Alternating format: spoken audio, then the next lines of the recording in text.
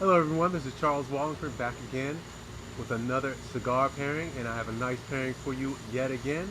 This is the Tatuaje Verocu alongside of the Balvenie Doublewood 12 year.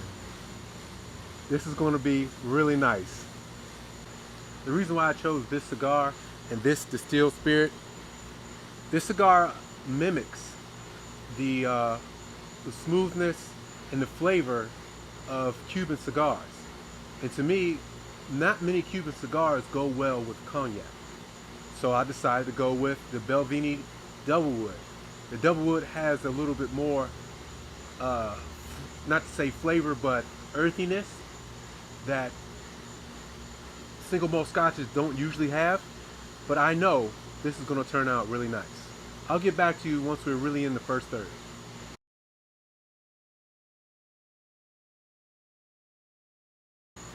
All right, ladies and gentlemen, we're back. We're in the first third. Cigar's going really well. The distilled spirit, this Balvenie, is doing exactly what I thought it would do. And I think we might be on our way to a perfect pairing. First of all, let me tell you about this Tatuaje Verocu.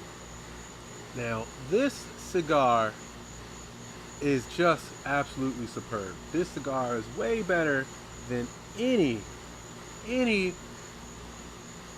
American available cigar that's not from Cuba. I would put this up against a lot of these far more expensive cigars. This cigar cost me approximately $10, and it is well above $10. The flavors I'm getting is reminiscent of the Monte Cristo number 2. The smooth, creamy cedar type flavors and the leather flavors coming through. It's very reminiscent of a Cuban cigar. Now, let me tell you about this as the Balvenie Doublewood 12 year. The reason why I chose this in particular, when I had this cigar and when I've had Cuban cigars, I would not want to pair them with cognac or aged rum. For me, the flavors aren't potent or intense enough of this cigar and Cuban cigars to deal with the really robust flavors and sweetness of cognacs or aged rum. But this Balvenie is pretty complex and has a lot of flavor. This particular spirit not only has been aged in oak barrels, but in sherry barrels towards the end of its aging process. So it has a little bit of fruit that you would find in cognac is going to be also in this Balvenie. Oftentimes people consider this Balvenie a cognac drinker's scotch. All right, I'm gonna smoke this down a little bit more, take it to the second third, and see what really happens when this cigar starts to truly wake up.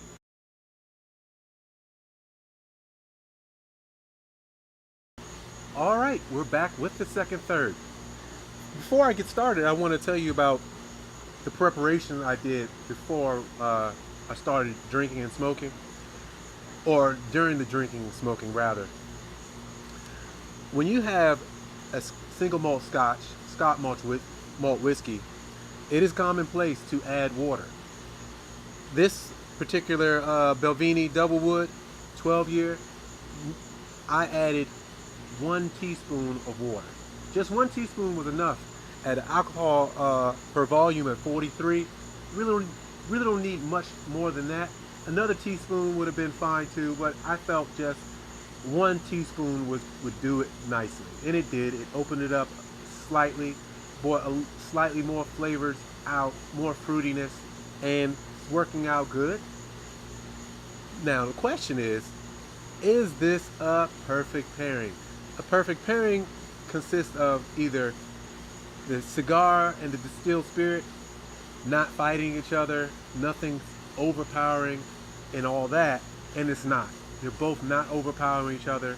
They're pretty equal, and a really good perfect pairing will bring out flavors that wouldn't exist if you had one by itself. And what flavor is coming out? A little bit of bitter chocolate is coming out with these two together. Also, what I really want to harp on is how good this Tatuaje Verocu is. One of the things you can't help but to do in our society, we tend to judge books by its cover.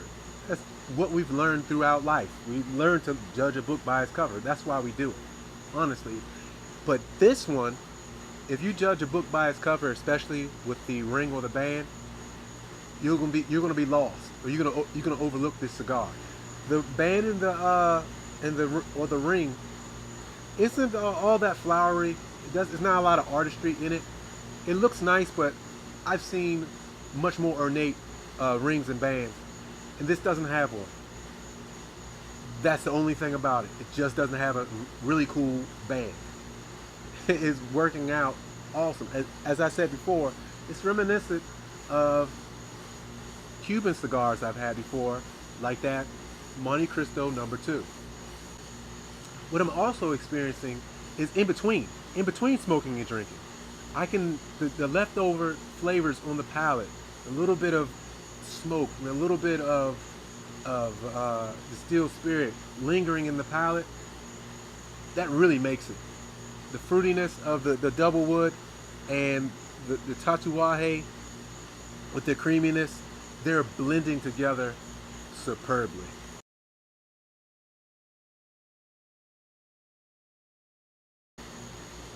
Okay, ladies and gentlemen, that's the pairing. It was a perfect pairing. I would highly recommend trying the Balvenie Doublewood 12-year and together with the Tatuaje Verocu. Awesome, absolutely awesome. Wonderful pairing. You gotta try it. Also, if you're not a big time smoker, you just like to have distilled spirits, this Balvenie by itself, it is great. And if you're not a drinker, the Tatuaje by itself is just as wonderful. Don't forget to comment, hit the like button if you enjoyed it, and don't forget to subscribe. This is how I spent my money.